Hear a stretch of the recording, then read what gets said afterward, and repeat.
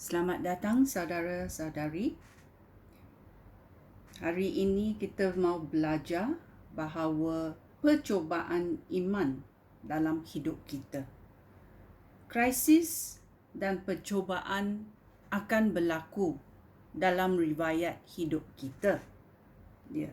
Dalam masa percubaan, semua keadaan yang berlaku di sekeliling kita nampaknya macam tidak seiring dengan ayat Tuhan. Ia membuat kita ragu-ragu. Tetapi apa ayat Tuhan membawa kita kepada? Itulah dalam percubaan kita mesti lari kepada ayat Tuhan dan mendengar apa ayat Tuhan berkata kepada kita. Kita mesti kukuh dan tahu ayat Tuhan itu adalah benar. Mari kita selidiki 1 Petrus babak 1. 1 Petrus babak 1 ayat 6, 7 dan saya membacanya sampai 9. Oleh itu, hendaklah kamu bersukacita meskipun sekarang mungkin kamu harus berdukacita untuk sementara waktu kerana mengalami berbagai-bagai percubaan. Semuanya bertujuan untuk membuktikan sama ada kamu sungguh-sungguh percaya kepada Tuhan atau tidak. Emas yang dapat rosak pun diuji dengan api. Oleh itu, iman kita yang lebih berharga daripada emas pun harus diuji supaya menjadi teguh. Supaya iman kita menjadi teguh. Dengan demikian, apabila Yesus Kristus datang kembali, kamu akan menerima pujian, kemuliaan dan penghormatan daripada Allah selepas percubaan itu berlaku. Kamu akan menerima pujian, kemuliaan dan penghormatan daripada Allah. Kamu mengasihi Dia, iaitu Yesus Kristus, meskipun kamu belum pernah melihat Dia. Kamu percaya kepadanya, meskipun kamu tidak melihat Dia. Oleh itu, kegembiraan yang kamu alami itu sungguh besar, mulia dan tidak terkata. Kerana kita percaya dalam iman bahawa Yesus Kristus adalah penyelamatan dunia ini. Hal itu demikian kerana kamu menerima penyelamatan jiwa. Penyelamatan jiwa kamu itu iaitu tujuan kepercayaan kamu kepada Kristus. Kita mesti mengatasi segala cubaan di dunia ini supaya iman kita menjadi kukuh dan kita dapat menerima pujian, kemuliaan dan penghormatan daripada Allah.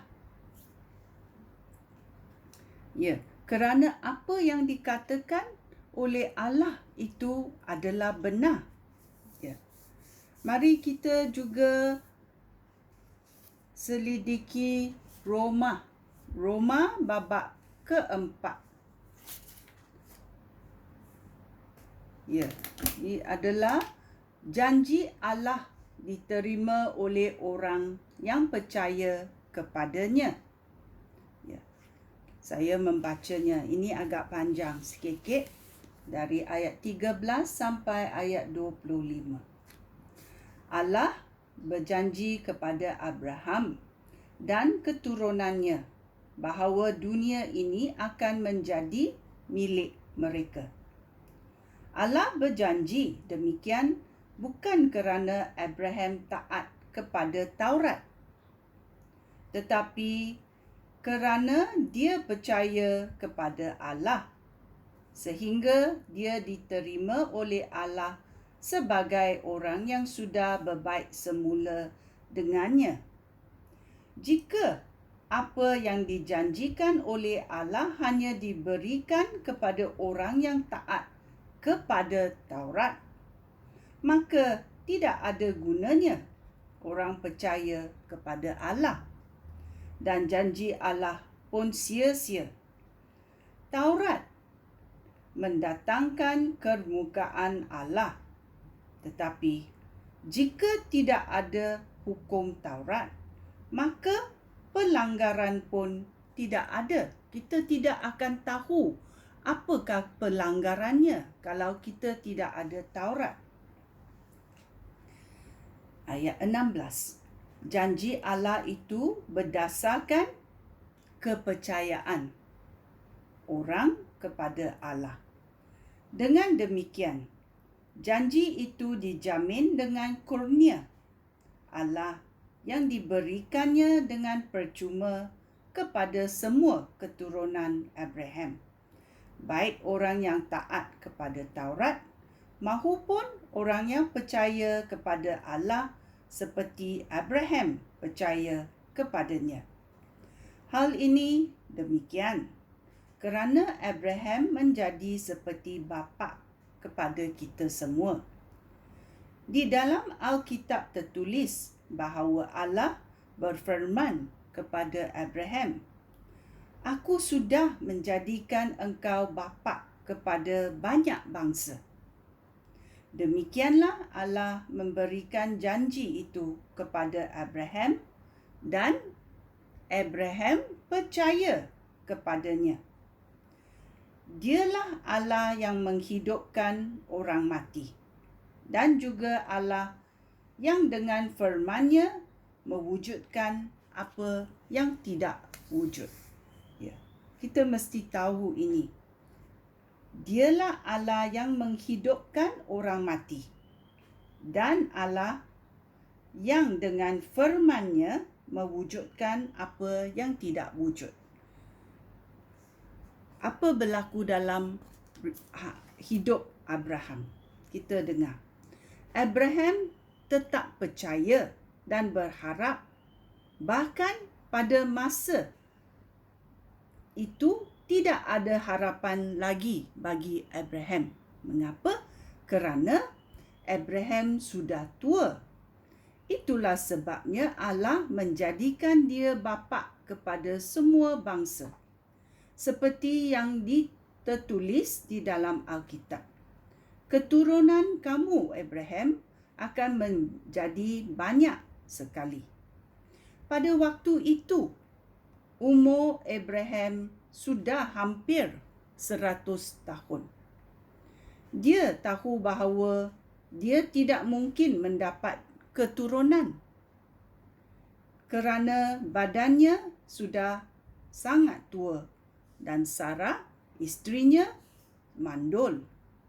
Tetapi walaupun bagaimana, demikian dia tidak ragu-ragu akan janji Allah. Dia percaya kepada ayat Allah dan imannya pun tidak menjadi lemah. Sebaliknya, imannya menjadikan dia bertambah kuat dan dia memuji-muji Allah. Abraham betul-betul yakin bahawa Allah sanggup melakukan apa yang sudah dijanjikannya. Allah boleh membangkitkan hidup orang yang mati. Allah boleh menjadi batu anak-anaknya supaya batu menjadi hidup. Percayakah Allah berkata macam itu? Itulah sebabnya Abraham diterima sebagai orang yang sudah berbaik semula dengan Allah. Kerana Abraham percaya kepada Allah. Ayat itu adalah percaya.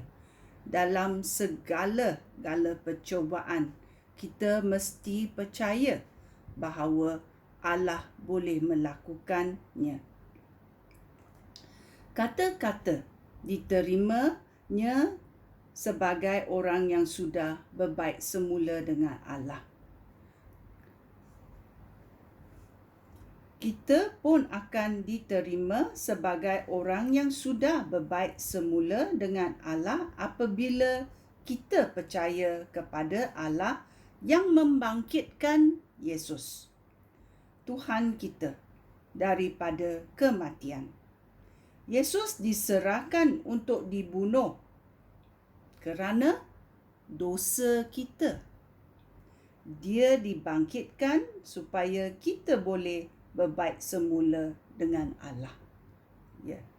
Ini sungguh baiknya kerana Yesus Kristus menghapuskan segala dosa kita di kayu salib.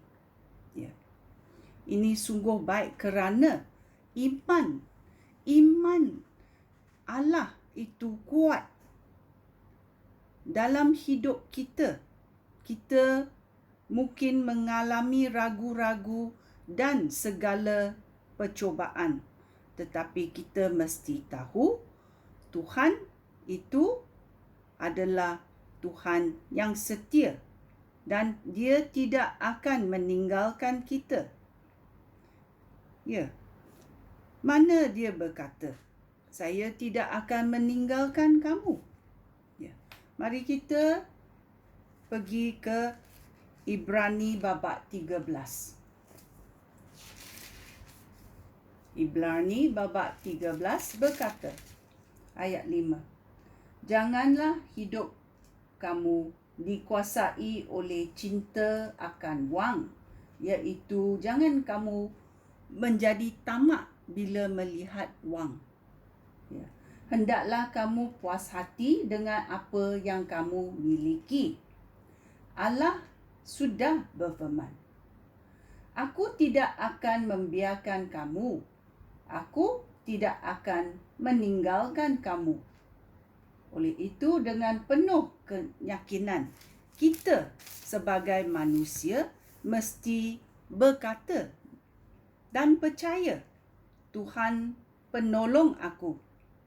Aku tidak akan takut. Apa yang dapat dilakukan oleh orang terhadap aku? Ya. Kita percaya bahawa Tuhan penolong kita dan iman kita menjadi kuat. Kita tidak akan takut kepada apa yang akan dilakukan kepada orang yang jahat di sekeliling kita. Kerana Tuhan sudah berkata, aku tidak akan membiarkan kamu bersendirian. Aku tidak akan meninggalkan kamu. Kepercayaan ini sungguh kuat. Kita tahu bila kita percaya kepada Tuhan, Tuhan tidak akan meninggalkan kita. Sebagaimana juga dalam 2 Timotius, kita mendengar dan kita mencarinya. 2 Timotius babak 2 ayat 13 berkata, jika kita tidak setia, Dia tetap setia kerana Dia tidak dapat bertentangan dengan dirinya sendiri. Ya. Setia adalah DNA Tuhan. Ya. Walaupun kita tidak setia, walaupun kita tidak setia, Tuhan akan setia. Apa berlaku kepada Timotius? dan berlaku kepada Petrus. Mereka ragu-ragu. Mereka tidak percaya. Mereka meninggalkan Tuhan semasa itu. Tetapi Tuhan berkata, jika kamu tidak setia, saya tetap setia. Kerana saya tidak dapat bertentangan dengan diri saya sendiri. So, kita percaya kepada ayat Tuhan. Kerana kesetiaan Tuhan itu berlimpah-limpah. Dan kita berdekatan dengan Tuhan dan mengalami kesetiaan Tuhan dan berjalan dalam kesetiaan iman Tuhan. Okey? Percubaan adalah percubaan dalam hidup dan kita boleh mengatasinya dengan kekuatan dan kesetiaan Tuhan. Okey? Kita mesti mengatasinya dengan kekuatan Tuhan, bukan dengan kekuatan kita sendiri. Kerana bila kita percaya kepada Tuhan, Tuhan berkata, saya akan bersama-sama kamu. Saya tidak akan meninggalkan kamu. Saya akan tolong kamu. Sekian, terima kasih. Shalom.